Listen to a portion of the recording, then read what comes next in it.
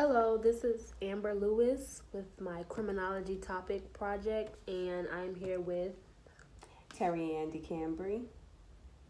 And your ties to the community are. I am currently a therapist, mental health therapist. Okay, we're going to start with the interview. Do you believe the criminal justice system has a positive or negative impact on mental health, and why? Yes, the criminal justice system does have a very negative impact on mental health because of the simple fact that the way that it was originally instituted or established was was geared to a particular population. It was established just to incarcerate a particular culture of individuals with no intent to rehabilitate nor assist in rehabilitation. There has been no programs established, nothing was set up to help these individuals to reacclimate them to society. So the whole premise of the prison system is a negative impact on individuals that are incarcerated. Okay. Do you agree that there could be a better reform system in America? Why or why not? Absolutely. Um, we all know what we're dealing with currently in today's society with racism and things of that nature. Um, there, if there is a proper reform system, it has to be where these individuals are being incarcerated because of a particular crime that they've committed. However, because the criminal justice system, is so polluted with um, dysfunction, for lack of a better word, there's no way that they've incorporated or can incorporate rehabilitation or reform because of how it's set up. So it's not geared to help anybody. It's geared to keep people away and break the family system. And it's just the system itself is broken. And so if the system itself is broken, then the possibility of reforming an individual or helping an individual, it's not there, not in this particular system. We have to completely do an overhaul of the criminal justice system, and it has to be fair. Right. The criminal justice system is pertaining to one particular race, and based on everything we've been seeing in the news and everything that we know, African Americans are the largest population of individuals to be arrested and incarcerated, and the length of time that they're getting for menial crimes compared to the European American, aka white population, is, come on, it speaks for itself. Yeah. Yeah, definitely. I definitely agree with you there. How would you describe the mental health institution's efforts to relieve mental health issues in the criminal justice system? Um, the mental health, there are no mental health efforts to relieve anything or help these individuals in the criminal justice system. Maybe they have programs in there, but the way that it's set up, it's just not a benefit. I know that there are organizations that go into the criminal justice system to try to speak to inmates and try to educate them and assist them. But for the system itself, there doesn't seem to be any type of mental health facility or mental health training or anything for these inmates. Yeah. So they're basically stuck between a rock and a hard place. And once you get behind inside the penal system, you pretty much, your life is almost, you can consider it over, because there's no reform, there's no mental health. They put you in the clinic, ward. in the ward, the mental health ward, but they just leave you there. They medicate you, and they just leave you there to serve out the remainder of your time. Yeah, and that's a big issue, because once they start that at a younger age, and then they have those kids that go into the system when they're younger, and then they're doing all of these things and drugging them up is just not helping. It doesn't get any better as they get older. It actually makes the whole situation Absolutely. worse. And then on top of it, depending on the crime, and like I said, the target is African American males. And once you are maybe 15, 16, you can be charged as an adult depending Right. on the crime. So that in itself is not right, and so young people are going into prison or committing petty crimes based on a system that's not geared to help them. So we already know, the government and all that it's geared to the European Americans and no other population. Police officers, we see the brutality and just how they bully individuals on the street. So these young boys, these young people go into juvenile halls, and once they have a record, that's the first thing they look at. They don't look at, is this person, okay, this person may have committed a crime umpteen numbers of years ago, but now they're established, they're doing a good job, they got their life on track, and they don't look at that. All they look at is the fact that you have committed a crime in this country, and so you should always be punished for that. So there is no forgiveness, it seems. They're not able to vote. They're not, rights are taken away. If you have a felony, you can do nothing. So that whole system in itself, they're not looking at the fact that you don't provide opportunities for lower income individuals, and just the way that the system is geared is to oppression. It's based on oppression and to keep a certain population of individuals down. Yeah. And so when they commit these crimes, they're not looked at as, this kid is this, unless they're European American. Okay, they make excuses for the mass shooters. They make excuses for the serial killers. Oh, he came from a bad background, or his family's this. But what about the African American kid that is stealing food because he's hungry, Right. or he's trying to get medication to help his mom who's sick, or his dad who is sick, and you're putting his father's already in jail for whatever he's in jail for, and so now he's out in the street trying to help his family or fend for himself or survive, basically. And then there's no reform for that. Right. You got the kids that have everything and that are spoiled, that go shoot up the schools and have a slap on the wrist, and they have these Absolutely. mental illnesses that just pop up out of nowhere. It's a clear distinction between cultures. And I use the word cultures because there's only one race, and that's the human race. So within the human race, you have different cultures of individuals. You have European Americans, which are called white people, African Americans, black people, Asian Americans, Latin Americans, but we are all immigrants. We all migrated from somewhere. So none of us technically belong here. I don't know why I threw that in there, but let's move on. That's a whole other story. Okay, what are your thoughts on mental health as a whole in this country? I feel like we already covered that, but you can still go ahead. Mental health as a whole, I think that people did not start looking at mental health as a whole until these school shooters.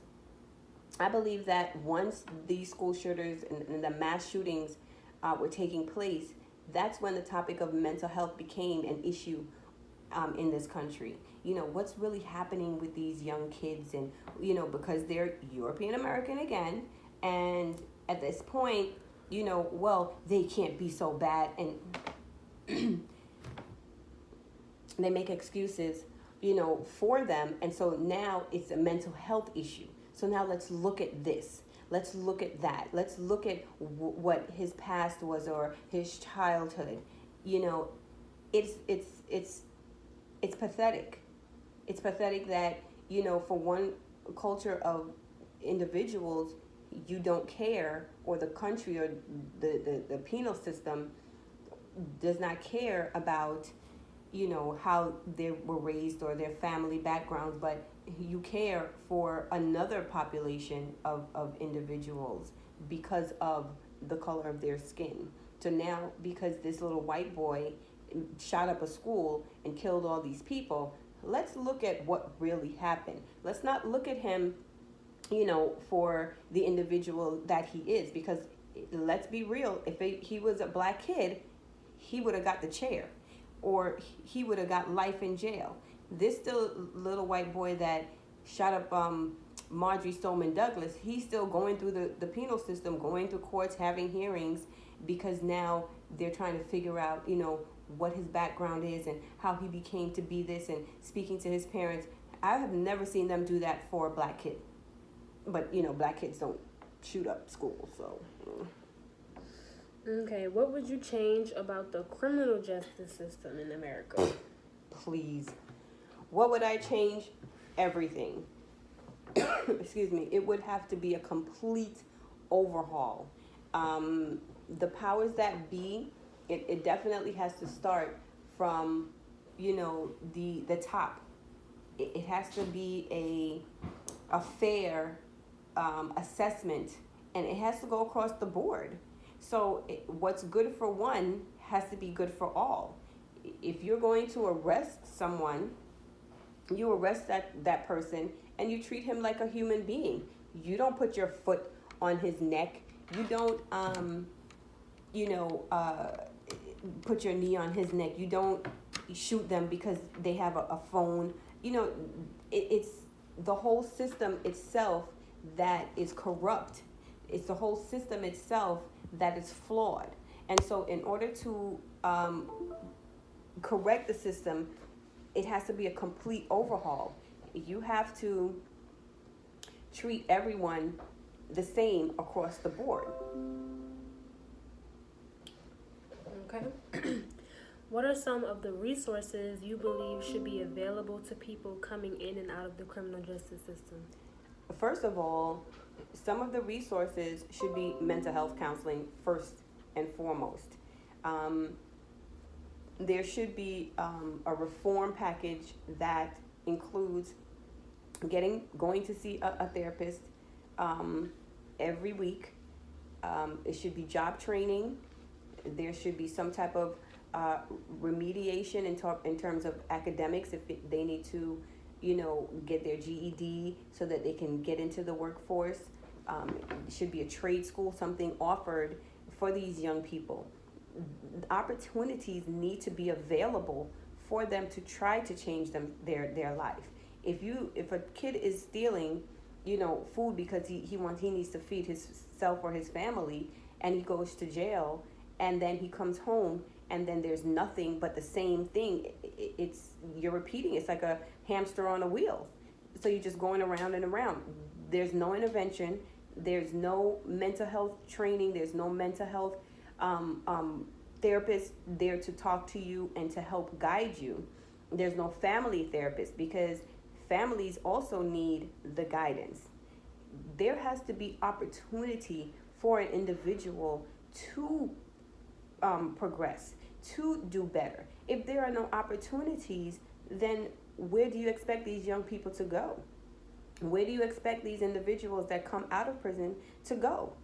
They're going to be stuck because now they have a felony, they have a record, and nobody wants to hire them because of their record and the things that they've done, to survive. Now, don't get me wrong. I know that there are people that commit crimes and do things that do deserve to go to jail. I'm not saying that at all.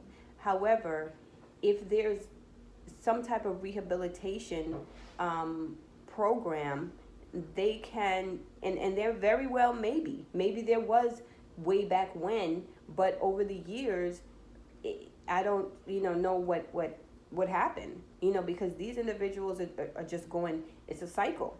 You're going in, coming out, going in, coming out, until you go in and you never come out. And they never receive any help. Last question.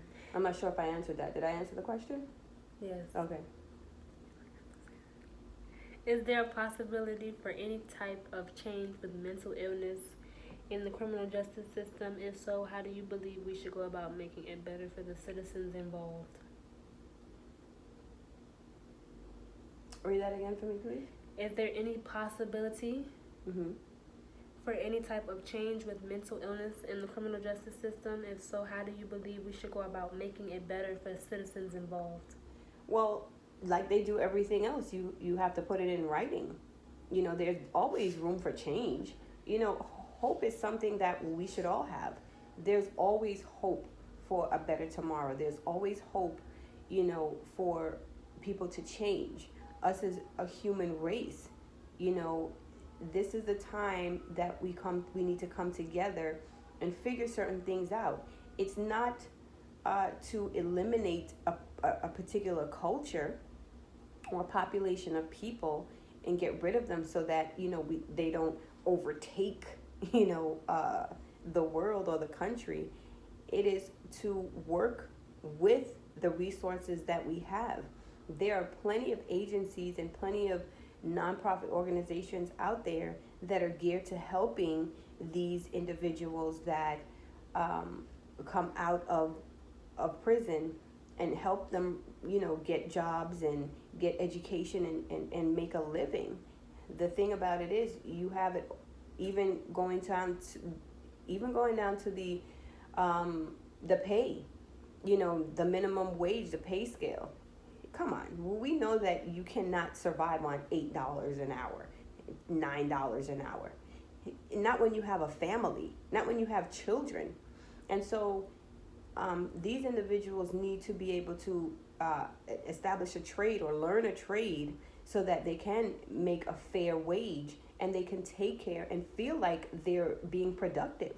In order to have productive members in society, we have to set up programs that can help, and there are programs out there.